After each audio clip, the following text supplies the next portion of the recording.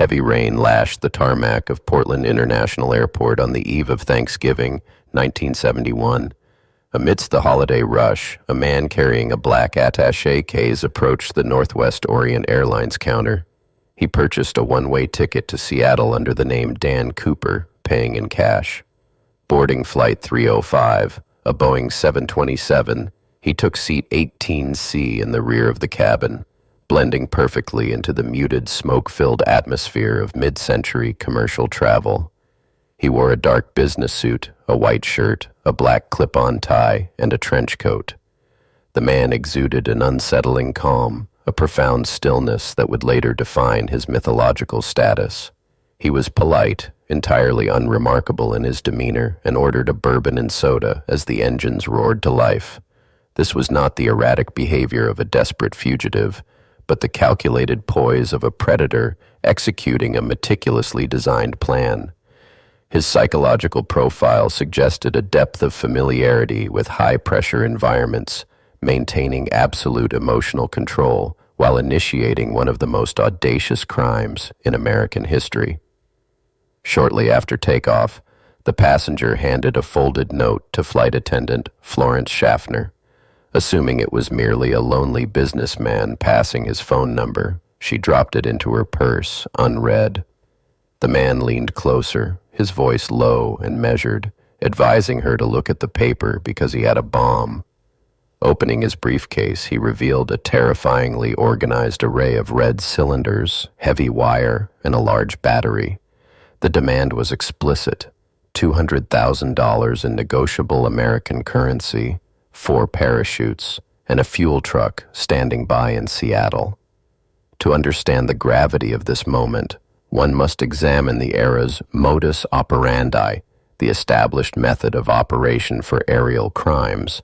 Skyjackings in the early 1970s were astonishingly common, often involving political dissidents demanding passage to Cuba. However, demanding parachutes with the intent to jump mid-flight was entirely unprecedented. Aviation security was virtually non-existent. There were no metal detectors, no baggage screenings, and no protocols to handle a perpetrator who intended to use the aircraft not as a destination vehicle, but as a fleeting, airborne vault. The FBI and local authorities scrambled to assemble the ransom, racing against the ticking clock of the aircraft's fuel gauge. Flight 305 circled Puget Sound for 2 agonizing hours, while agents gathered 10,000 unmarked $20 bills, photographing the serial numbers on microfilm. They procured the requested civilian parachutes from a local skydiving school, rejecting military-issue gear to avoid suspicion. Upon landing in Seattle, the exchange was made in the shadows of the tarmac. The passengers were released safely, but the ordeal for the flight crew was only just beginning. With the ransom secured and the aircraft refueled, the hijacker issued a highly specific set of flight instructions to the cockpit. He demanded a heading toward Mexico City, maintaining an altitude of exactly 10,000 feet, which was dangerously low for a commercial jet. He insisted the wing flaps be set at 15 degrees to slow the airspeed to a mere 100 knots, and that the cabin remain unpressurized. These were not the demands of an amateur. They were the precise aerodynamic calculations required to safely exit a flying commercial airliner. The hijacker's choice of the Boeing 727 was the linchpin of his entire operation. This specific aircraft model featured an aft air stair, a set of passenger steps that lowered from the belly of the tail section. In 1971, there was no mechanical lock preventing these stairs from being deployed mid-flight. By keeping the cabin unpressurized, the hijacker ensured that the pressure differential would not violently expel him or tear the door from its hinges. The engineering of the plane itself became an unwitting accomplice to his escape. Somewhere over the dense, unforgiving wilderness of the Pacific Northwest, the hijacker sent the remaining crew to the cockpit and locked them inside. At approximately 8:13 p.m., the pilots registered a sudden, sharp oscillation in the cabin pressure, followed by a physical bump that shuddered through the airframe. The aft air stair had been deployed into the freezing, howling darkness. Clutched with the ransom money and strapped into a parachute, the man known as D.B. Cooper stepped off the ramp and vanished into the void, plunging into a rainstorm at 200 miles per hour. 2 Air Force fighter jets had been shadowing the airliner, tracking its trajectory through the turbulent night sky. Yet neither pilot saw a parachute deploy, nor did they detect a radar blip separating from the massive signature of the Boeing. When Flight 305 finally landed in Reno, Nevada, with its rear stairs dragging and sparking along the runway, the cabin was empty. The FBI immediately launched the Norjack operation, an acronym for Northwest hijacking, mobilizing hundreds of agents, soldiers, and local deputies for what would become the most exhaustive manhunt in American history. The search grid covered some of the most treacherous, impenetrable terrain in the United States. The deep forests of the Cascade Mountains, laced with ravines, freezing rivers, and dense canopies, offered a perfect lethal hiding place. Local communities were swept up in a fever pitch of paranoia and excitement. Hunters, loggers, and amateur sleuths combed the woods, driven by the lure of the missing fortune. The shadow of the phantom hijacker loomed over every small town in the drop zone, transforming the pristine wilderness into a sprawling, volatile crime scene. Investigators faced a monumental mathematical and logistical nightmare. Calculating the exact drop zone required precise data on the aircraft's speed, altitude, wind vectors, and the exact second of the jump. The weather that night had been chaotic, with shifting crosswinds that could have blown a parachutist miles off course. The FBI established a primary search area near Ariel, Washington, conducting grid searches on foot, horseback, and by helicopter.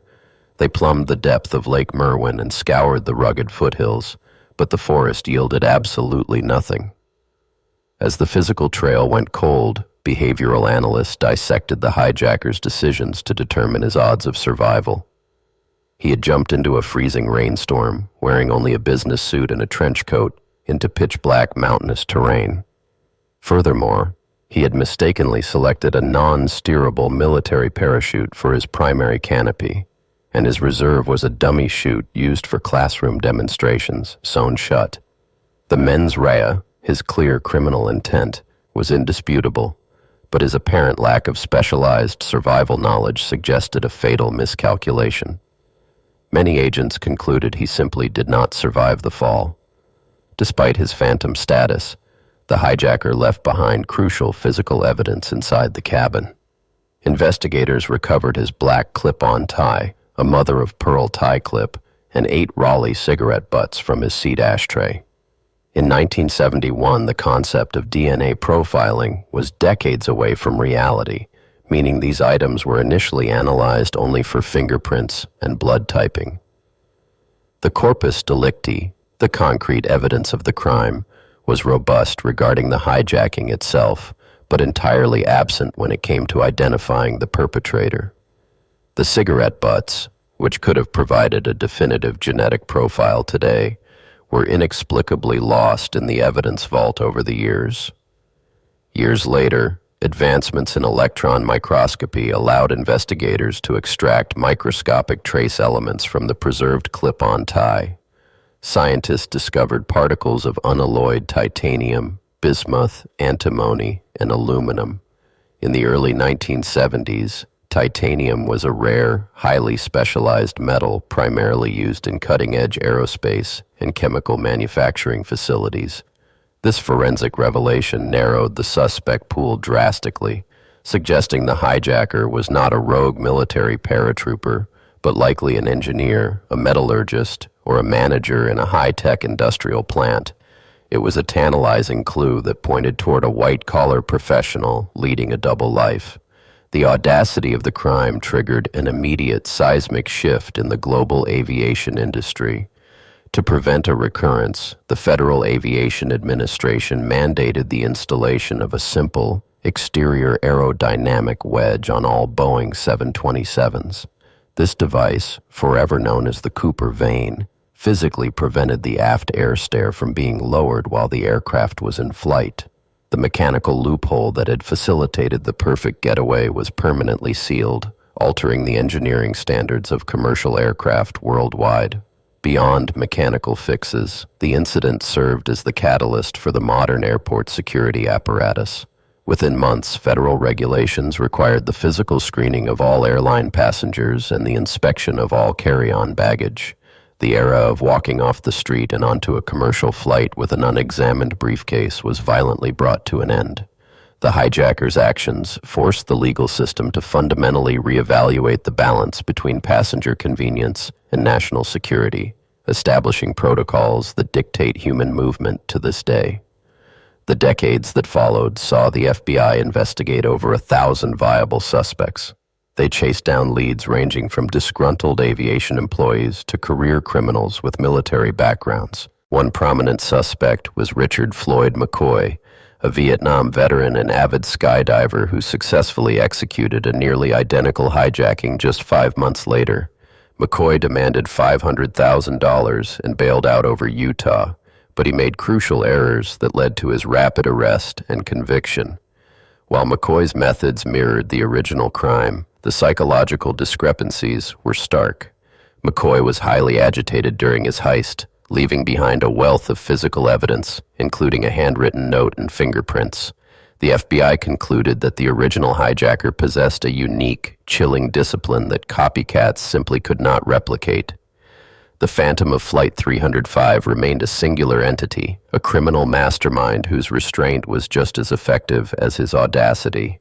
The search for a matching profile became an exercise in chasing ghosts. The case languished in the realm of theory until a stunning discovery shattered the silence in February 1980. An 8-year-old boy, digging a fire pit on the sandy banks of the Columbia River at a location known as Tina Bar, unearthed 3 bundles of severely degraded $20 bills. The rubber bands holding the stacks together were still intact, though brittle. The FBI quickly verified the serial numbers against their microfilm records. It was exactly $5,800 of the original ransom money. The discovery at Tina Bar ignited fierce debates among geologists, hydrologists, and forensic experts. The location was miles away from the calculated drop zone, raising profound questions about how the money arrived there. Had it washed down the Washougal River system over 9 years, tumbling through the currents before being deposited on the sandy bank? Or had it been deliberately buried there by a survivor who intended to return for it, only to be thwarted by time or circumstance? Scientific analysis of the bills deepened the enigma. Biologists discovered diatoms, microscopic algae, embedded in the paper currency. The specific species of diatoms bloomed only during the spring, suggesting the money had entered the water months after the November hijacking. Furthermore, the bundles were found in a specific stratigraphic layer of sand that had been dredged and deposited on the riverbank in 1974. The physical evidence contradicted the timeline of the natural elements, creating a forensic paradox that defied logical explanation. For the lead detectives who dedicated their careers to the Norjack file, the Tina Bar discovery was both a triumph and a bitter torment. It was the first tangible proof that the hijacker had actually existed outside the confines of the aircraft, yet it offered no closer proximity to his identity. The investigators endured decades of deathbed confessions, fabricated stories, and false leads from grieving families convinced their missing patriarch was the infamous skyjacker. The case became a psychological burden, a puzzle missing its most critical pieces. In the absence of a captured villain, the public narrative surrounding the case mutated. The hijacker was romanticized, elevated to the status of a modern-day Robin Hood who outsmarted the government and the airlines without firing a single shot. Songs were written, merchandise was sold, and annual festivals were held in his honor. This cultural mythologizing starkly contrasted with the grim reality of the event. A terrifying, life-threatening ordeal for the flight crew who were held hostage by a man threatening to detonate a high-explosive device at 30,000 feet. In July 2016, after 45 years of exhaustive, dead-end inquiries, the FBI made a sobering announcement. They officially suspended the active investigation into the hijacking of Flight 305. The resources required to chase fading shadows could no longer be justified. While the case file remains open and the Bureau continues to accept highly specific physical evidence, the daily, active hunt for the man in the trench coat has ceased. The thousands of pages of interviews, forensic reports, and flight data have been archived, a monument to an unsolvable riddle. The legacy of the vanished hijacker is permanently etched into the annals of American crime. It was a perfect storm of geographical isolation, technological vulnerability, and unparalleled audacity. The ransom money was never fully recovered, the body was never found, and the true identity of Dan Cooper remains locked in the deep, silent forests of the Pacific Northwest. He exploited a fragile moment in the history of aviation, leaving behind a revolutionized security apparatus and an enduring void in the sky that continues to captivate the world.